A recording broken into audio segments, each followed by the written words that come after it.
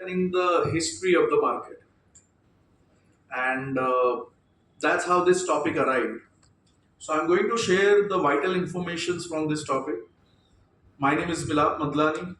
I work with HSBC Mutual Fund as a VP for training, and I welcome all of you on behalf of HSBC Mutual Fund here.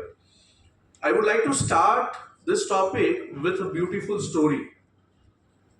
मैं चाहता हूँ ये कहानी आप अपने investor को भी सुनाएं जब भी आप जा रहे हैं, क्योंकि आजकल इन्वेस्टर जो है वो इन्वेस्टमेंट्स लमसम करने में कहीं ना कहीं हमें थोड़ा सा संकोच महसूस करवा रहे हैं कि शायद मार्केट और गिरेगा, टेरिफ आने वाले हैं, अभी तो पॉज लगाया हुआ है, इंडिया पाक का वॉर जो शुरू हुआ था that has also been paused, है ना, so that will again come back, ऐसी बातें चल रही है।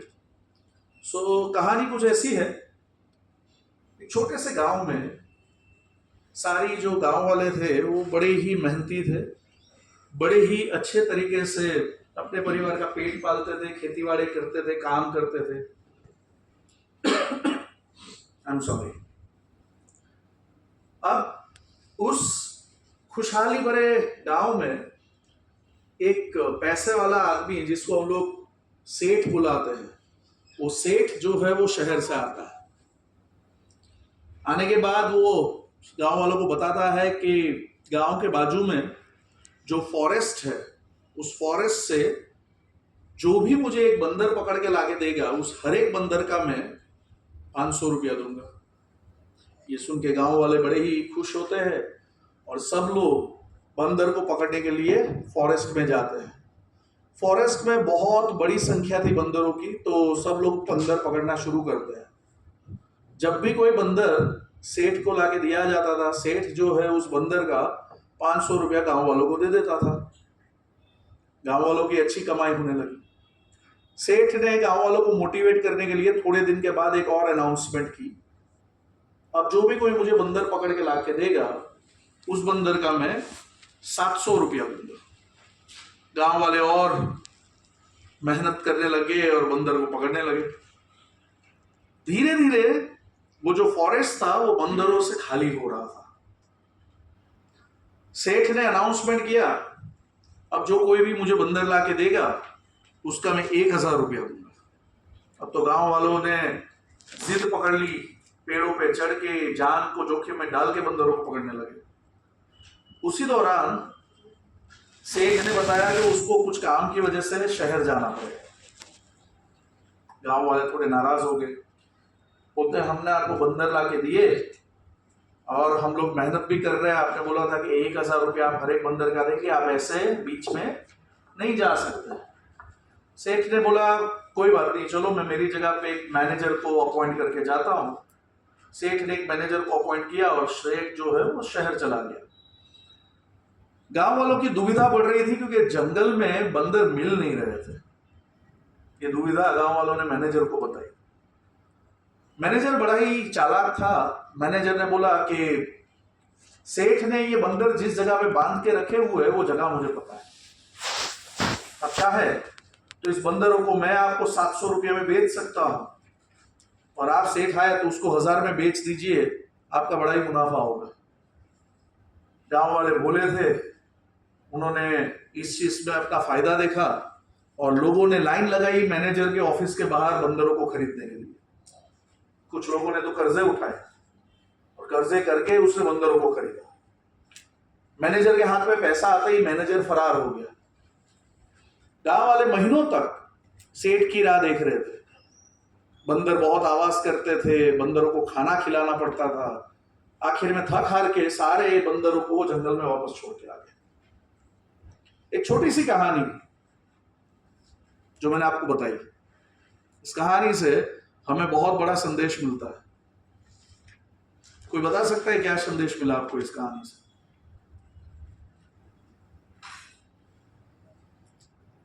Yes, anyone? क्या बोल रहे हैं सर? ग्रीड। और कुछ संदेश? लालच करना बहुत बुरा है। बस वही बोल रहे हैं सर, उसके अलावा कुछ। ध्यान से सोचेंगे तो आपको आएगा नजर मैं क्या बोलना चाहता हूं इस पर। 2020 में हमारे बीच में एक सेठ आया था, याद है, कोविड नाम का। उसके आने के बाद जो हम लोग म्यूचुअल फंड में अच्छे से इन्वेस्ट करते थे, हम लोग दूसरी जगह पे इन्वेस्टमेंट्स करते थे जहां पे हमें इंटरेस्ट कम मिलता था, फिर भी हम लोग खुश रहा करते थे, वो हम सब लोगों ने बंदर पकड़ना शुरू किया। यानी कि हमने शुरुआत की डायरेक्ट इक्विटी, उससे पहले भी करते थे, लेकिन उसके बाद जो बहुत आसानी से बंदर मिलने लगे, है ना, 2020 से लेकर 2024 के बीच में, तो सब लोगों को मजा आने लगा। और धीरे धीरे 2024 आते आते वो जो सेठ था कोविड, उसने हमारे लिए एक मैनेजर को अपॉइंट कर दिया जिसका नाम था वॉलेटिलिटी। वॉलेटिलिटी ने सबको असली रंग दिखाया कि मार्केट में से आने वाला रिटर्न जो है वो रियलिस्टिक वही है जो लॉन्ग टर्म में मिलता है। शॉर्ट टर्म जो है वो तो एक लॉटरी है। लेकिन ये समझ जो थी वो बहुत ही कम लोगों में थी। इसलिए आज ये जो टॉपिक है इसमें हम लोग ये बात करने वाले हैं कि इक्विटी मार्केट ने रिटर्न्स तो दिए पिछले 4 साल में, लेकिन हम लोग ये भूल रहे हैं कि इक्विटी मार्केट ने हिस्ट्री में हमें क्या क्या लेसन दिए। हम लोगों ने जो फाइनेंशियल क्राइसिस देखी वो कैसी देखी, और ऐसे कौन से 7 कारण हैं, एक नहीं बल्कि कितने, 7 रीजंस, कि जिसकी वजह से हमें 2025 में मार्केट की वॉलेटिलिटी से डरना नहीं है और इन्वेस्टमेंट करते रहना है।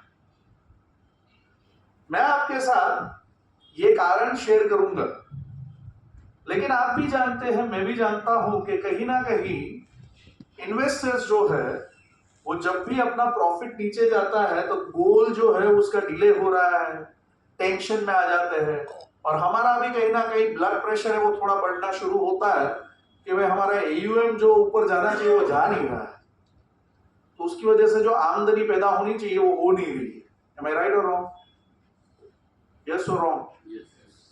अब देखने जाए तो इक्विटी मार्केट का स्वभाव ही वैसा है। इक्विटी मार्केट कभी भी आपको एक तरीके का रिटर्न्स देता ही नहीं है, लेकिन लोग इक्विटी मार्केट के इस स्वभाव से परिचित होने के बावजूद भी उम्मीद ऐसी करते हैं कि इक्विटी मार्केट में से जो रिटर्न्स है वो अनरियलिस्टिक मिलने चाहिए। डू यू एग्री और नॉट? आप में से कितने लोगों को आज जिस तरीके से पहले लमसम में पैसा आ रहा था आपका, वैसे अभी भी उतनी ही आसानी से आ रहा है? लमसम की बात कर रहा हूं, SIP की बात नहीं कर रहा। जिसको आसानी से आ रहा हो हाथ ऊपर कर दे, 1 2। तो हमारे बीच में अगर ये रूम में 25 से 30 लोग बैठे हैं तो उसमें से 2 लोगों को डिफिकल्टी नहीं आ रही है। लेकिन क्या इन्वेस्टर आज की तारीख में सवाल नहीं पूछ रहा है? जो आपको लमसम दे रहा है वो आपको ये नहीं पूछ रहा है कि क्या लग रहा है मार्केट कैसा रहेगा, लॉन्ग टर्म में कहां पर इन्वेस्टमेंट करूं, small cap better, mid cap better, thematic better, NFO में करना चाहिए कि नहीं करना चाहिए? ये अलग अलग तरीके के सवाल इन्वेस्टर हमें करते हैं। पास्ट क्राइसिस को अगर आप याद करेंगे तो आपको याद आएगा कि 1991 का समय जब इंडियन गवर्नमेंट ने बजट नहीं प्रेजेंट किया था, याद है? किसी को ये क्राइसिस याद है? आप में से कोई था तभी काम कर रहा था उस वक्त? ये क्राइसिस में क्या हुआ था, याद है? What had happened with market? Sorry.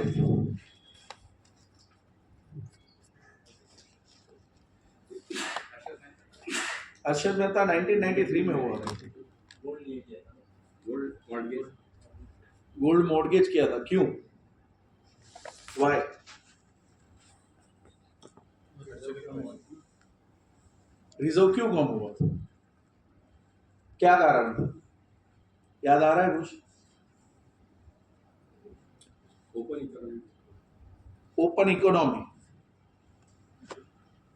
1985 से लेकर 1990 ये जो 5 से 6 साल का समय था, उसमें भारत का एक्सपोर्ट बहुत कम हो गया, इंपोर्ट जो है वो बहुत ज्यादा बढ़ गया।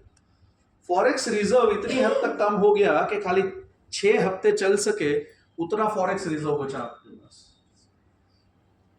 ये क्राइसिस के बाद subsequently Harshad Mehta scam, Mumbai bomb blast वगैरह वगैरह इवेंट्स हुए, और इक्विटी मार्केट को इस आघात से बाहर आने के लिए और 5 से 6 साल लगे। 1997 थाईलैंड की गवर्नमेंट, उसने डॉलर के एक्सचेंज रेट को अडॉप्ट करने से मना किया।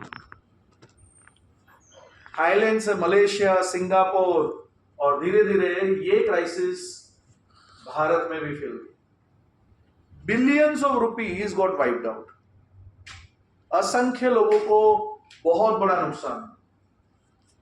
तो 2008-2009 लेमन ब्रदर्स, कई सारे लोगों ने नौकरियां गंवाई, कई सारे लोगों का पैसा डूब गया।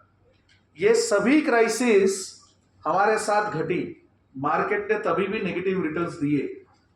इनफैक्ट अगर आप हिस्ट्री में देखने जाए तो मार्केट ने कई बार ऐसी तारीखें पैदा की है जो तारीखों को हम लोग कभी याद नहीं करना चाहेंगे। जैसे कि ये वो 10 तारीख है हमारी हिस्ट्री की, जो 10 तारीख ने मार्केट को एक ही दिन में जबरदस्त हिला के रखा था। लेकिन जरा ध्यान से देखिए और सोचिए कि इसमें से कोई भी तारीख ऐसी है जिस तारीख को सेंसेक्स जितनी लेवल तक नीचे गया उतने लेवल तक आज तक वापस नीचे गया। सुने के एग्जाम्पल के साथ बात करता हूं आपके साथ। क्या यहां पर आप कुछ भी ऐसा देख सकते हैं? 23 मार्च 2020 कोविड का समय, कोविड के समय पे कोई मुझे बता सकता है कि सेंसेक्स कितने लेवल पर नीचे गया था? याद आ रहा?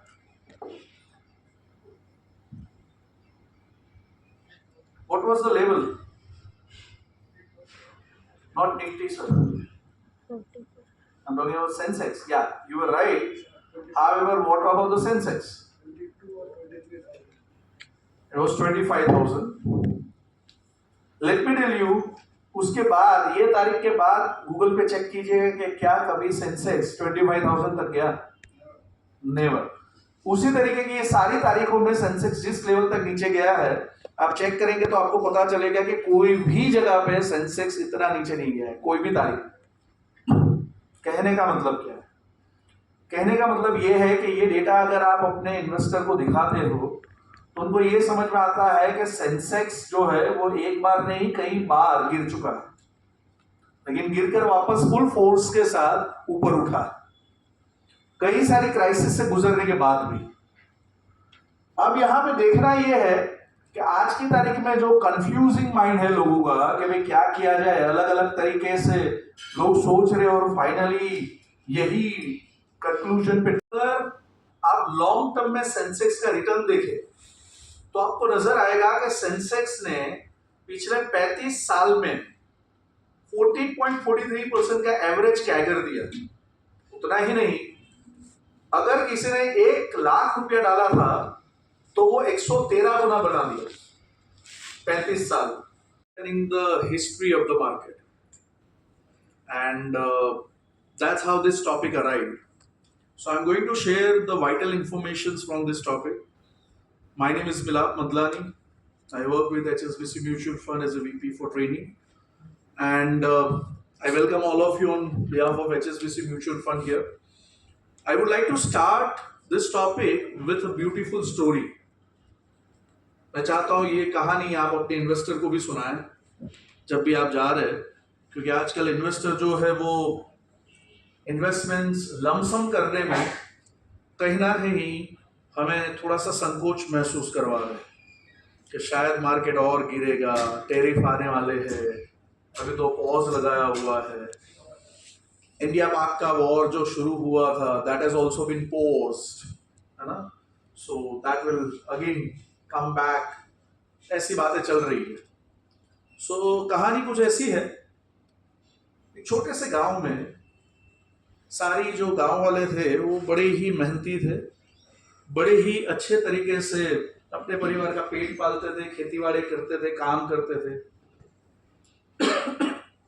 I am sorry. अब उस खुशहाली भरे गांव में एक पैसे वाला आदमी, जिसको हम लोग सेठ बुलाते हैं, वो सेठ जो है वो शहर से आता है। आने के बाद वो गांव वालों को बताता है कि गांव के बाजू में जो फॉरेस्ट है, उस फॉरेस्ट से जो भी मुझे एक बंदर पकड़ के लाके देगा, उस हर एक बंदर का मैं 500 रुपया दूंगा।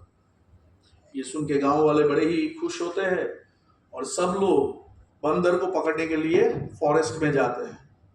फॉरेस्ट में बहुत बड़ी संख्या थी बंदरों की, तो सब लोग बंदर पकड़ना शुरू करते हैं। जब भी कोई बंदर सेठ को लाके दिया जाता था, सेठ जो है उस बंदर का 500 रुपया गांव वालों को दे देता था। गांव वालों की अच्छी कमाई होने लगी। सेठ ने गांव वालों को मोटिवेट करने के लिए थोड़े दिन के बाद एक और अनाउंसमेंट की, अब जो भी कोई मुझे बंदर पकड़ के लाके देगा, उस बंदर का मैं 700 रुपया दूंगा। गांव वाले और मेहनत करने लगे और बंदर को पकड़ने लगे। धीरे धीरे वो जो फॉरेस्ट था वो बंदरों से खाली हो रहा था। सेठ ने अनाउंसमेंट किया, अब जो कोई भी मुझे बंदर लाके देगा उसका मैं 1000 रुपया दूंगा। अब तो गांव वालों ने जिद पकड़ ली, पेड़ों पे चढ़ के जान को जोखिम में डाल के बंदरों को पकड़ने लगे। उसी दौरान सेठ ने बताया कि उसको कुछ काम की वजह से शहर जाना पड़ेगा। गांव वाले थोड़े नाराज हो गए, बोलते हमने आपको बंदर लाके दिए और हम लोग मेहनत भी कर रहे हैं, आपने बोला था कि 1000 रुपया आप हर एक बंदर का देंगे, आप ऐसे बीच में नहीं जा सकते। सेठ ने बोला कोई बात नहीं, चलो मैं मेरी जगह पे एक मैनेजर को अपॉइंट करके जाता हूँ। सेठ ने एक मैनेजर को अपॉइंट किया और सेठ जो है वो शहर चला गया। गांव वालों की दुविधा बढ़ रही थी क्योंकि जंगल में बंदर मिल नहीं रहे थे। ये दुविधा गांव वालों ने मैनेजर को बताई। मैनेजर बड़ा ही चालाक था। मैनेजर ने बोला कि सेठ ने ये बंदर जिस जगह पे बांध के रखे हुए है वो जगह मुझे पता है। अब क्या है, तो इस बंदरों को मैं आपको 700 रुपये में बेच सकता हूं और आप सेठ आए तो उसको 1000 में बेच दीजिए, आपका बड़ा ही मुनाफा होगा।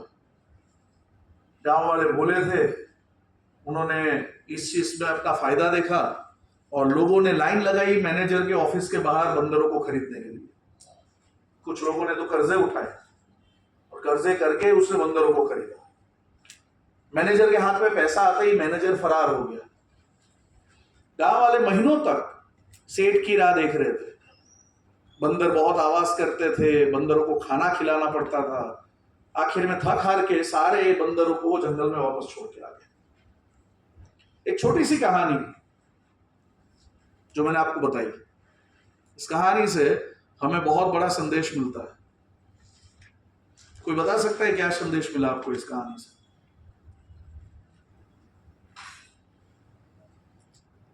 Yes, anyone? क्या बोल रहे हैं सर? ग्रीड। और कुछ संदेश? लालच करना, बस वही बोल रहे हैं सर, उसके अलावा कुछ? ध्यान से सोचेंगे तो आपको आएगा नजर मैं क्या बोलना चाहता हूं इस पर। 2020 में हमारे बीच में एक सेठ आया था, याद है? कोविड नाम का। उसके आने के बाद जो हम लोग म्यूचुअल फंड में अच्छे से इन्वेस्ट करते थे, हम लोग दूसरी जगह पे इन्वेस्टमेंट्स करते थे जहां पे हमें इंटरेस्ट कम मिलता था, फिर भी हम लोग खुश रहा करते थे, वो हम सब लोगों ने बंदर पकड़ना शुरू किया। यानी कि हमने शुरुआत की डायरेक्ट इक्विटी, उससे पहले भी करते थे लेकिन उसके बाद जो बहुत आसानी से बंदर मिलने लगे, है ना, 2020 से लेकर 2024 के बीच में, तो सब लोगों को मजा आने लगा।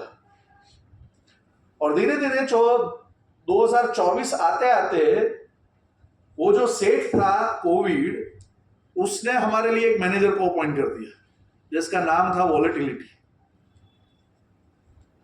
वॉलेटिलिटी ने सबको असली रंग दिखाया कि मार्केट में से आने वाला रिटर्न जो है वो रियलिस्टिक वही है जो लॉन्ग टर्म में मिलता है। शॉर्ट टर्म जो है वो तो एक लॉटरी है।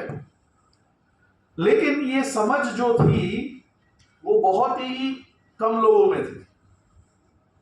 इसलिए आज ये जो टॉपिक है इसमें हम लोग ये बात करने वाले हैं कि इक्विटी मार्केट ने रिटर्न्स तो दिए पिछले 4 साल में, लेकिन हम लोग ये भूल रहे हैं कि इक्विटी मार्केट ने हिस्ट्री में हमें क्या क्या लेसन दिए।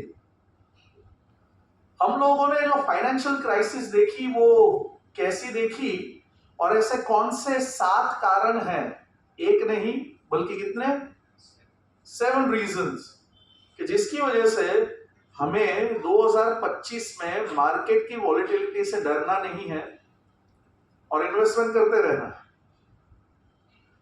मैं आपके साथ ये कारण शेयर करूंगा, लेकिन आप भी जानते हैं, मैं भी जानता हूं कि कहीं ना कहीं इन्वेस्टर्स जो है वो जब भी अपना प्रॉफिट नीचे जाता है तो गोल जो है उसका डिले हो रहा है, टेंशन में आ जाते हैं, और हमारा भी कहीं ना कहीं ब्लड प्रेशर है वो थोड़ा बढ़ना शुरू होता है कि भाई हमारा AUM जो ऊपर जाना चाहिए वो जा नहीं रहा है, तो उसकी वजह से जो आमदनी पैदा होनी चाहिए वो हो नहीं रही है। Am I right or wrong? Yes or wrong? अब देखने जाए तो इक्विटी मार्केट का स्वभाव ही वैसा है। इक्विटी मार्केट कभी भी आपको एक तरीके का रिटर्न्स देता ही नहीं है, लेकिन लोग इक्विटी मार्केट के इस स्वभाव से परिचित होने के बावजूद भी उम्मीद ऐसी करते हैं कि इक्विटी मार्केट में से जो रिटर्न्स है वो अनरियलिस्टिक मिलने चाहिए। डू यू एग्री और नॉट?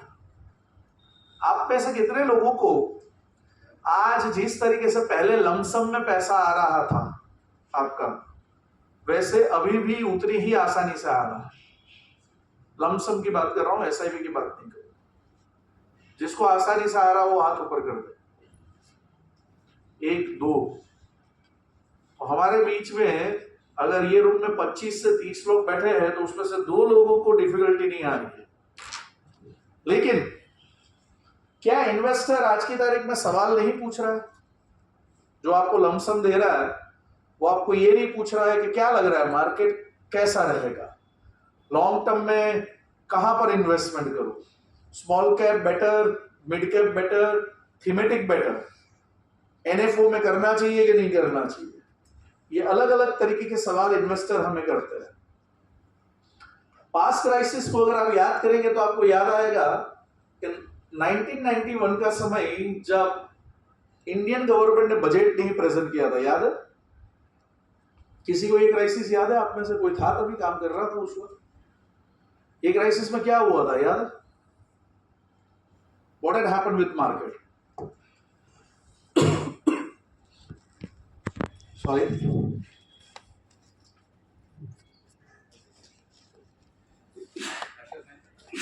अर्शद मेहता 1993 में हुआ था। गोल्ड मॉर्गेज किया था, क्यों? Why?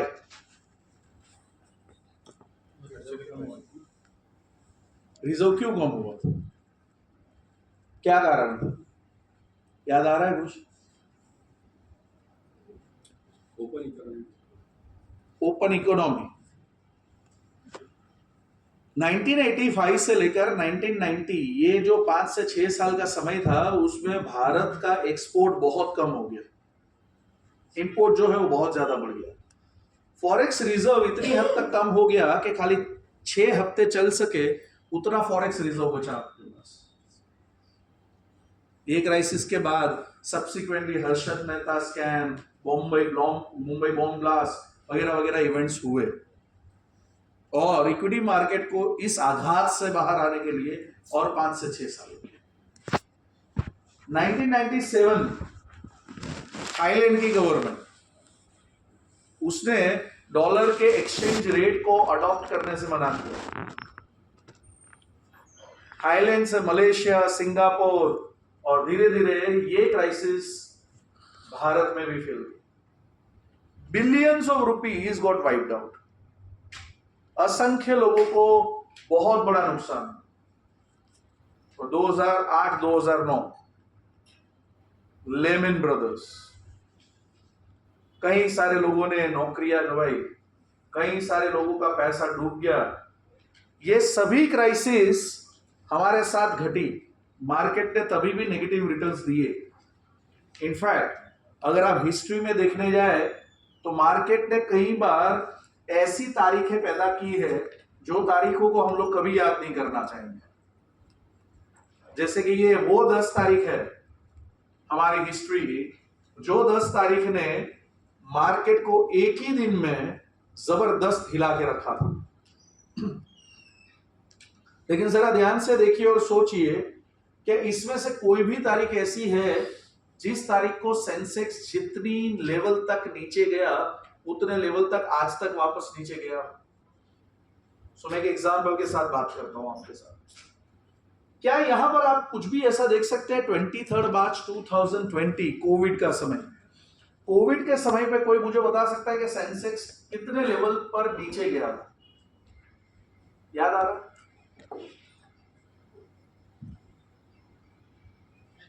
What was the level?